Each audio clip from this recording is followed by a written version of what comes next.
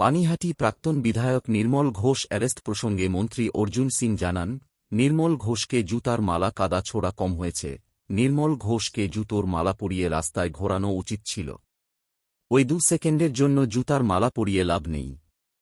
পাশাপাশি তিনি বলেন, এখনও সোমনাথ দে বাকি আছে, সোমনাথ শ্যাম বাকি আছে, সুবোধ অধিকারী বাকি আছে, অ্যারেস্ট হওয়া শুধু সময়ের অপেক্ষা।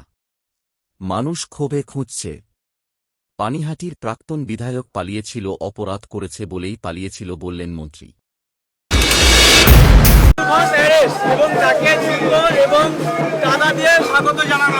আমার মনে হয়েছে কম হয়েছে, আরো বেশি হওয়া দরকার ছিল। কি দরকার ছিল আরো? মানে জুতো মালা পরিয়ে রাস্তায় ঘোরানো দরকার ছিল। ওই 2 সেকেন্ডের জন্য মালা পরালে কোনো লাভ নেই। এখনো বাকি আছে সোমনাথ দে প্রাক্তন চেয়ারম্যান, সোমনাথ দে বাকি আছে, সোমনাথ শ্যাম বাকি আছে, সুবোধ অধিকারী বাকি আছে, অনেক লাইনের নম্বর আছে। তাহলে কি সময় একে হবে? সব হবে, সব হবে, চিন্তা করবেন না। তাহলে কি শুধু সময়ের অপেক্ষা? সময় অপেক্ষা।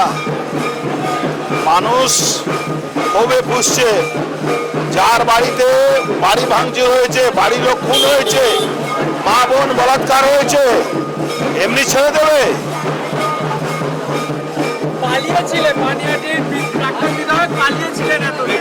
তার মানে কি অপরাধী পালাবে?